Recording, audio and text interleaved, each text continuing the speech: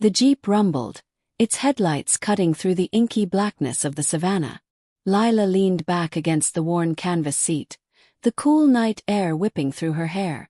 Above them, the stars blazed with an intensity she'd never witnessed back in London. "It's like a million diamonds scattered on velvet," she breathed, nudging Lena, who sat sketching in a small notebook, illuminated by a penlight. Lena glanced up, her eyes widening behind her glasses. "More than a million, I think. It's overwhelming." She snapped a quick photograph with her old film camera, the flash momentarily piercing the darkness before fading, leaving the stars to reclaim their dominance. Reginald, his face illuminated by the dashboard lights, chuckled. "Just wait, girls. This is nothing compared to what I have planned for you.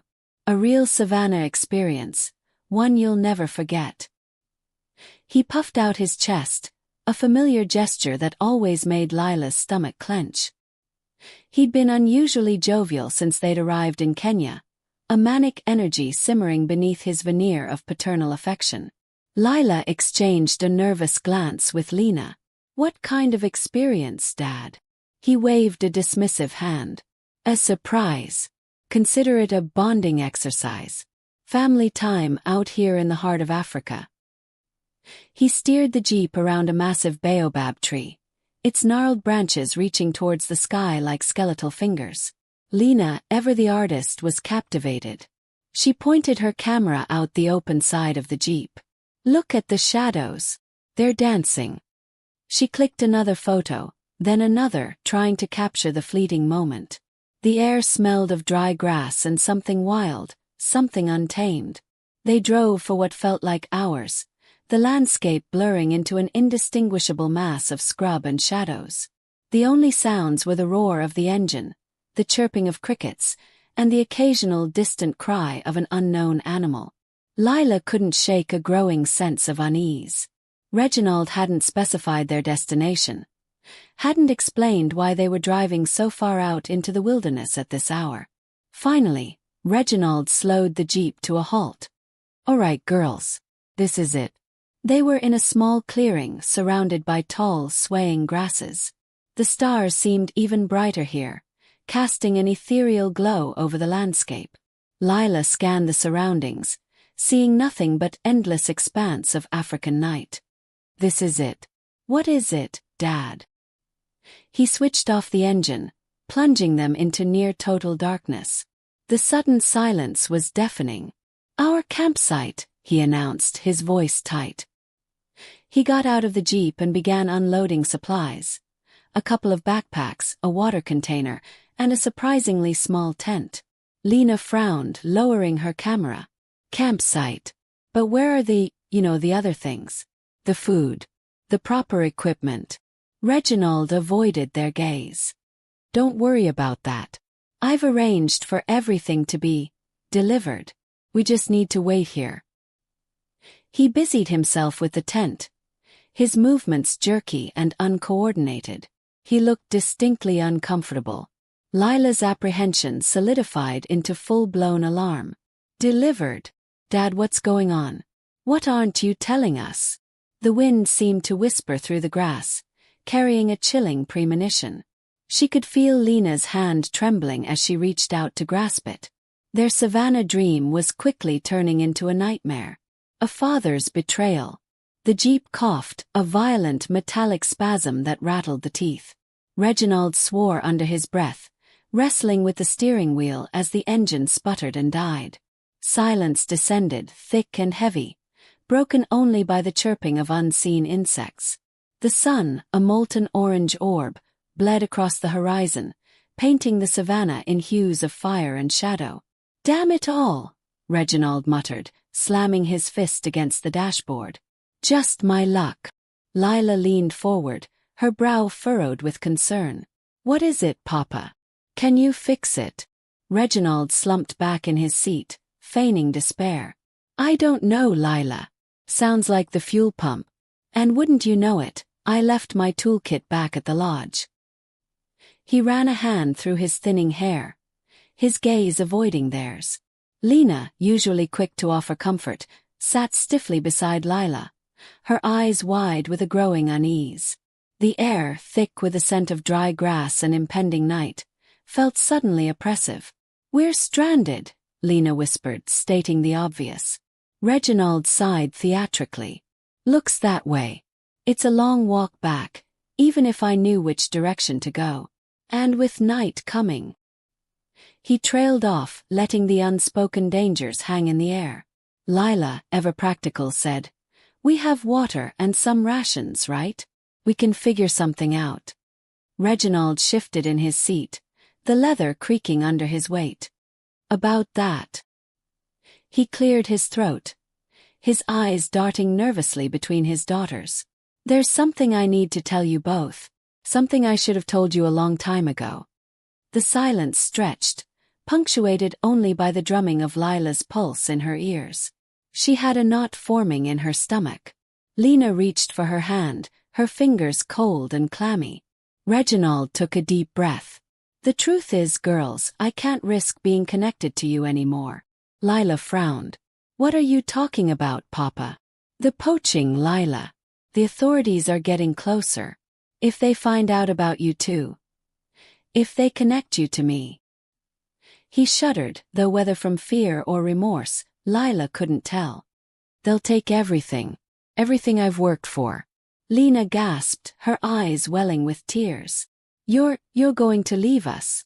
Reginald avoided her gaze. "It's the only way. You're resourceful girls. You'll manage. Head west towards the setting sun. There's a small village about 20 miles that way. They'll take you in." Lila stared at him, her mind reeling. This couldn't be happening. Her own father, abandoning them in the middle of the savannah at night. The betrayal cut deeper than any blade. "You can't be serious," she said, her voice trembling. "We're your daughters." "I know," Reginald said, his voice flat, devoid of emotion. "And I'm sorry. But I have to protect myself." He reached into his pocket and pulled out a wad of bills. "Here. This should help." He thrust the money at Lila, who recoiled as if burned. Lena began to sob, her body shaking uncontrollably. "How could you do this to us, Papa? How could you?" Reginald didn't answer.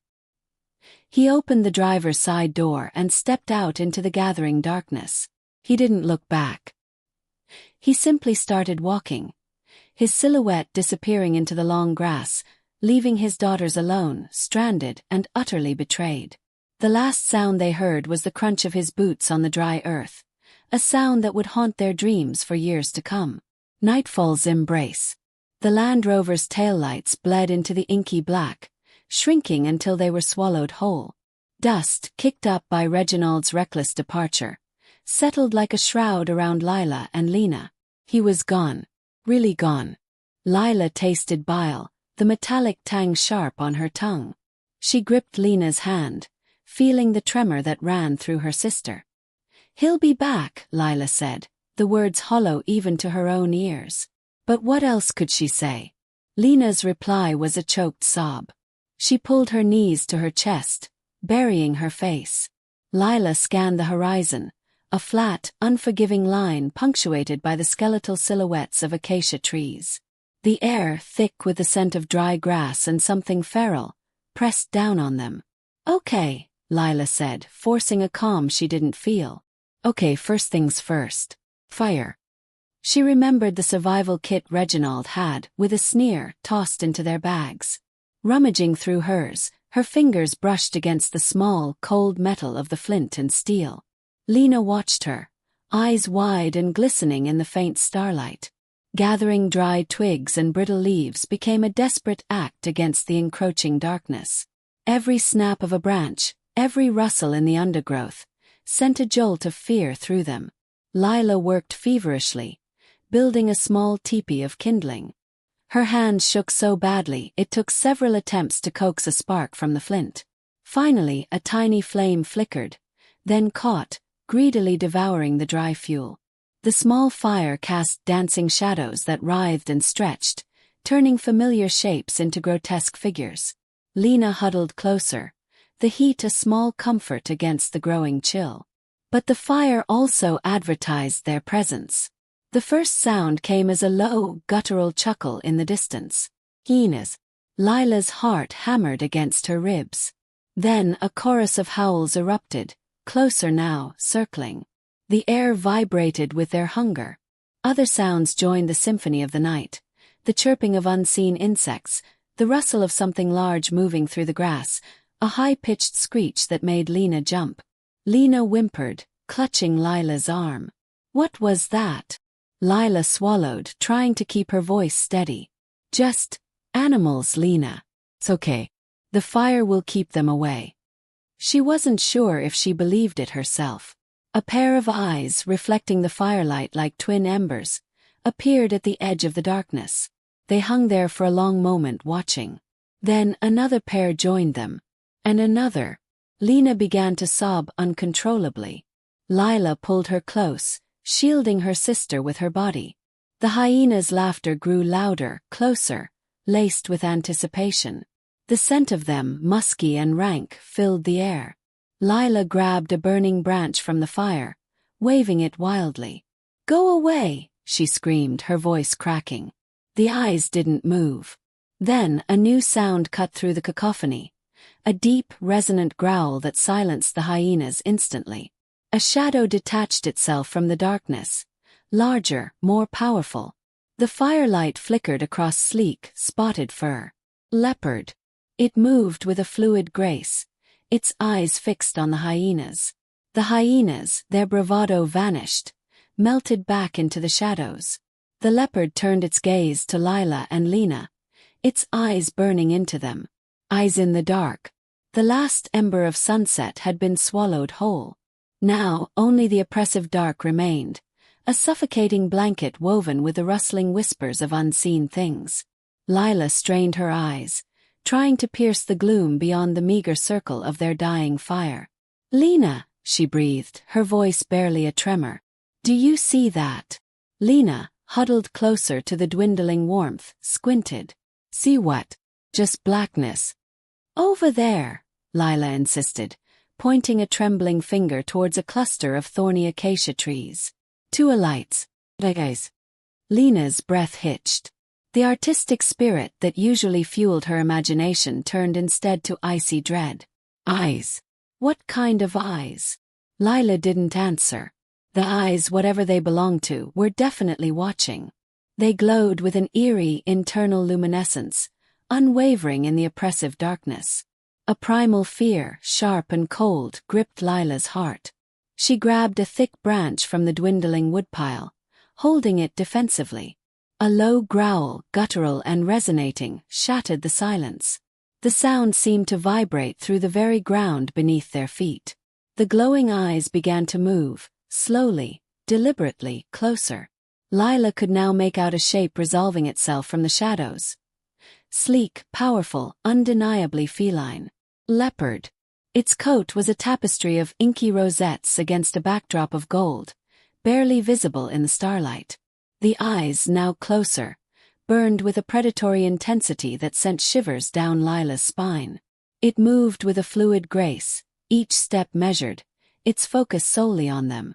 Lena, paralyzed by fear, fumbled in her backpack. Her fingers closed around the familiar shape of her camera. It was a reflex, a desperate attempt to grasp at something familiar, something that could help her make sense of the terrifying reality unfolding before her. As the leopard took another step, closing the distance, Lena raised the camera. The flash illuminated the scene in a blinding burst of white. The leopard, frozen mid-stride, its eyes wide with surprise. Lila, her face contorted in fear and determination, brandishing the branch, the thorny acacia trees looming like skeletal sentinels. The camera clicked, flash died, and the darkness returned, even more profound than before. But now Lena had something, a tangible record of the impossible, a frozen moment in time that might, somehow, help them survive. Leo's protection. The leopard's roar remained absent, replaced by a resonant growl that thrummed through the baked earth, much nearer now. Lila squeezed Lena's sweaty hand, straining to isolate the sound. It lacked malice, a far cry from the aggressive display she'd anticipated, more a vocalized question. A darkness detached from the spiny acacia, coalescing into the imposing figure of the leopard. Luminous gold eyes, catching what little light remained, locked onto them. No stalk, no predatory crouch. It simply stood, a regal guardian, tail flicking with rhythmic deliberation. Lila's breath caught. This was the culmination of their ordeal. She steeled herself, ready to interpose her body between Lena and the animal, a sacrifice that felt tragically inadequate. The leopard shifted, a tentative advance, the play of its muscles visible beneath the patterned fur. It paused again, testing the air, nostrils flaring. Fear, no doubt, saturated the atmosphere around them. Yet there was an additional scent, something beyond Lila's comprehension. "Lena," she breathed, her voice unsteady. "Stay close." Lena, face stained with tears and drained of color, gripped Lila tighter, shaking uncontrollably. Lila slowly reached for their almost empty water skin, a stark reminder of their dwindling chances. A desperate idea ignited within her. With exaggerated care, she unscrewed the cap and poured a meager stream onto the cracked earth, forming a tiny, muddy oasis. The leopard's gaze remained fixed, unwavering. Lila maintained eye contact, silently pleading for understanding. The leopard lowered its great head and cautiously, delicately, lapped at the water. The sound, magnified by the absolute silence, possessed an unexpected tenderness. It drank deeply, its powerful frame visibly relaxing. When finished, it raised its head, offering a renewed gaze. This time, Lila perceived something different in those golden depths. Not hunger, not animosity, but a glimmer of recognition. Perhaps even compassion. Edged closer, now only feet away. Lena whimpered, burying her face in Lila's shoulder. Lila stood firm, her heart a frantic drum against her ribs. The leopard dipped its head and nudged Lena's leg with surprising gentleness. Lena flinched, but a scream remained trapped in her throat. The leopard nudged again, then emitted a soft, rolling purr. It then settled between the twins and the open expanse of the savannah, a warm, substantial bulwark against the encroaching night. Lila stared, incredulous. This untamed predator was sheltering them. "Leo," Lena whispered, tentatively reaching out a trembling hand to touch the leopard's side. The creature didn't react. It simply rested its head on its paws, amber eyes watchful, a silent sentinel in this vast, unforgiving landscape. Lila cautiously lowered herself to the ground, never taking her eyes off their protector. She drew Lena closer, encircling her with a comforting arm. Leo, the leopard, remained a still and observant presence, a sudden haven in the midst of their unfolding nightmare. The night remained fraught with unseen dangers, but for the first time since their father's desertion, a fragile ember of hope flickered within Lila's chest.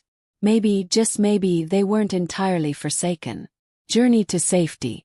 Leo nudged Lila's arm, then Lena's, his rough tongue a startling contrast to the urgency in his amber eyes. He lowered his head, a clear invitation. Lila, her heart still hammering against her ribs from the Jeep crash, squeezed Lena's hand. "We trust him, right?" Lena, pale but resolute, nodded. She clutched her battered camera, its strap digging into her shoulder. "He saved us." The leopard turned and melted into the tall grasses, the fading moonlight painting stripes across his powerful back. Lila took the first step, then another, the dry grass rustling under her boots, a sound amplified in the stillness. Lena followed, her movements hesitant. The air was thick with the scent of dust and something wild, something indefinable that prickled the skin. "Stay close," Lila whispered, her voice barely audible above the chirping of crickets. They walked for what felt like hours, the landscape blurring into an endless expanse of shadows. Leo, a silent guide, occasionally paused to ensure they kept pace, his presence a comforting weight in the vast emptiness.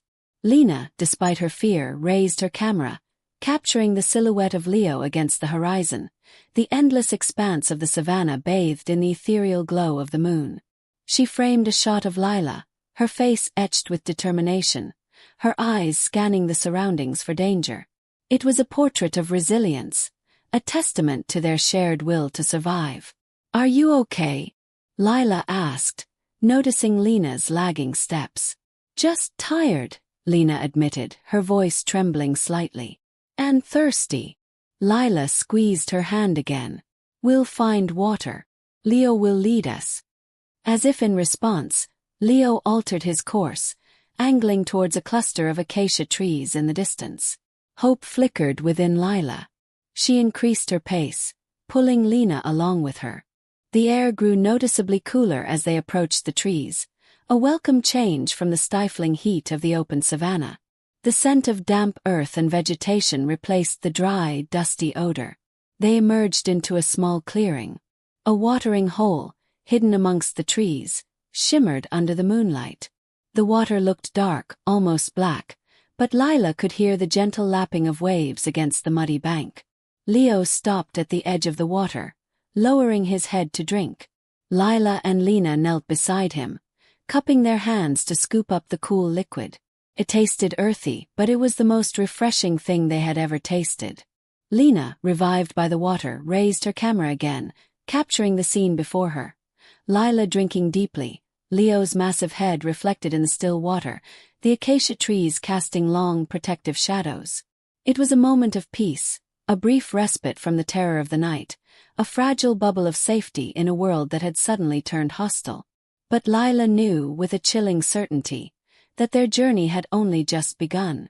The abandoned station. The leopard Leo padded through the tall grass, his sleek body a ripple of muscle beneath his spotted coat. He glanced back at Lila and Lena, pausing to ensure they kept pace. Lena stumbled, her breath catching in a ragged sob. Lila steadied her, her arm a reassuring weight around Lena's shoulders. "Almost there," she murmured, though she had no idea where there was. Leo led them away from the watering hole, deeper into a thicket of acacia trees. The air grew heavy with the scent of damp earth and decaying leaves. He pushed through a screen of thorny bushes, and Lila gasped. Hidden amongst the trees, almost swallowed by the encroaching vegetation, stood a small, dilapidated building. A ranger station, she guessed, long abandoned. The roof sagged in places, and the wooden walls were weathered and peeling. The windows were grimy and cracked, but it was shelter. "Think we can fix it up?" Lena asked, her voice laced with a flicker of hope. Lila nodded, already assessing the damage. "We have to. It's better than nothing." She pushed open the creaking door, revealing a single dusty room. Cobwebs hung like macabre decorations, and the air smelled of mildew and rodent droppings. Sunlight filtered weakly through the grimy windows, illuminating the debris scattered across the floor. Rusted tools, tattered maps, and the skeletal remains of a long-dead animal. Lena coughed, waving a hand in front of her face. "It's charming," she offered weakly. "Charmingly uninhabitable," Lila corrected, but she was already rolling up her sleeves. "Let's get to work." For the next hour, they worked in a frenzy, driven by adrenaline and a desperate need for a safe haven. Lila used a broken broom she found in a corner to sweep out the debris, while Lena carefully collected the tattered maps, hoping they might yield some clue to their location. Leo watched them, his golden eyes following their movements, occasionally nudging a particularly interesting object with his nose. The setting sun cast long shadows across the room as they finally finished. The station was still far from comfortable, but it was clean and relatively dry. Lila found a stack of old blankets in a cupboard and spread them on the least dusty corner of the floor, creating a makeshift bed. As darkness fell, Lila noticed a shallow gash on Leo's left paw. "He's hurt," she said, concern etched on her face. Leo flinched when she touched it. Lila rummaged through her backpack, pulling out the small first aid kit she always carried. Thank goodness for her wilderness training. She cleaned the wound with antiseptic wipes, her touch gentle but firm. Leo remained still, a low rumble vibrating in his chest. "It's not too deep," she said, relieved. She applied antibiotic ointment and carefully bandaged the paw. "There, all better." Leo licked her hand in response, his rough tongue surprisingly gentle. Lena watched the interaction, a small smile gracing her lips. For the first time since their father had abandoned them, she felt a flicker of hope. Maybe, just maybe, they could survive this. Remorse and rescue. The engine coughed, stalled, and died. Reginald pounded the steering wheel, the cheap plastic groaning under his fist. He'd driven back the way he came, the weight of his decision growing heavier with every mile. Now here he was stranded. Karma, he thought bitterly, a particularly nasty brand. He trudged the last mile on foot, the rising sun painting the savannah in hues of orange and gold, a cruel mockery of beauty against his gnawing dread. The jeep sat abandoned, doors swinging open like gaping wounds. Lila's scarf, a splash of crimson against the beige interior, lay discarded on the passenger seat. His breath hitched. It wasn't like her to be careless. He scanned the horizon, the vastness of the landscape pressing down on him. "Lila! Lena!" His voice cracked, swallowed by the immensity. He shouted again, his throat raw, but only silence answered. Panic, cold and sharp, pierced through his arrogance. He'd been a fool, driven by greed and blinded by his own self-importance. He had endangered his daughters. Guilt, a foreign and unwelcome guest, clawed at his insides.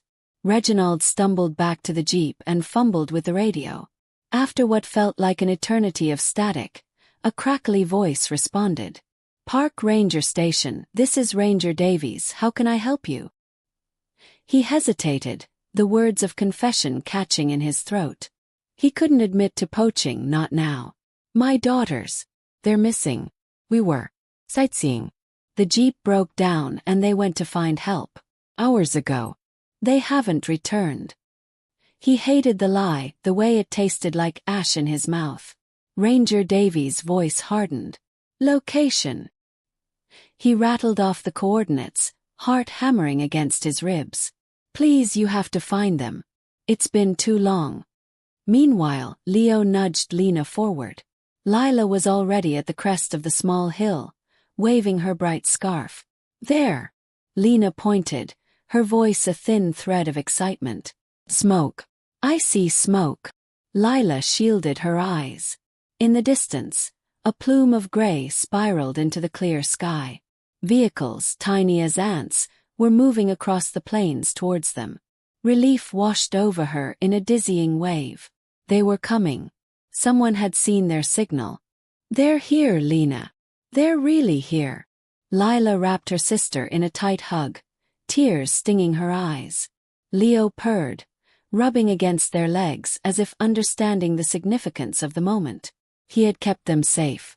As the first vehicle drew closer, its red and white paint glinting in the sunlight, Lena reached down and gently stroked Leo's head.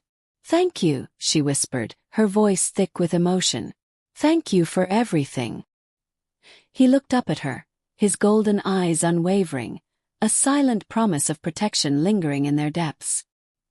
He was their silent guardian, a magnificent beast who had led them from darkness into the light. A new beginning. The first rays of dawn painted the savannah in hues of apricot and rose, chasing away the lingering shadows. Lila, ever practical, had fashioned a makeshift signal fire from dry brush and Reginald's discarded maps. Lena, perched atop the Land Rover, used a shard of glass to reflect the sunlight, sending desperate flashes towards the distant horizon. Finally, a responding blink.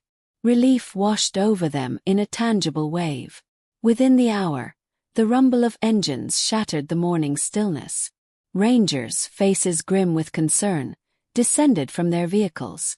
Lila, hoarse from shouting, managed to explain their ordeal, gesturing towards the now empty acacia tree where Leo had spent the night. Reginald, hands cuffed, stood a short distance away, head bowed. He didn't resist as they led him towards a separate vehicle. As he passed Lila, he stopped, his voice a low rasp. "I messed up badly." He swallowed hard, the confession clearly difficult. The poaching, the rhino horn. It was all me. I can't ask for forgiveness, not after what I put you through, but I'll tell them everything. Lila met his gaze, her expression unreadable. Lena, however, softened. Just make it right, Dad. Please. The Rangers' station, once a symbol of their father's arrogance, now felt like a sanctuary. After giving their statements, Lila and Lena found themselves alone with a senior ranger, a woman named Imani, whose eyes held a quiet understanding. We need to talk about the leopard, Lila began, her voice firm. Leo. He saved our lives. But he's vulnerable now. He stayed with us all night. The poachers, they'll know. Imani nodded slowly. We are aware of the leopard's presence. He's been tracked for some time. A magnificent animal. He needs protection, Lena interjected, her voice trembling slightly. He deserves it. We owe him everything. She pulled out her sketchbook, flipping through pages of charcoal sketches until she found a recent drawing of Leo, the powerful feline rendered with surprising tenderness. She offered it to Imani. He's more than just an animal. He's special. Lila added. If word gets out about his association with us, he'll be a target. We need to ensure his safety within the reserve. Enhanced patrols, something. Imani studied the sketch, her expression thoughtful. We can relocate him to a more secure sector, away from the usual poaching routes. We'll also increase ranger presence in the area. We can't guarantee his complete safety, but we can significantly increase his chances. She looked at the twins, a hint of a smile playing on her lips. It seems this leopard has found himself some very persuasive guardians. The sun climbed higher, burning away the last vestiges of the night's terror. As the ranger's vehicle carrying Reginald disappeared down the dusty track, Lila and Lena stood side by side, their gazes fixed on the vast expanse of the savannah. The air still tasted of smoke and fear, but there was something else too, a fragile hope, born from the ashes of betrayal and the unexpected grace of a wild creature. A new beginning, carved from the heart of the African wilderness.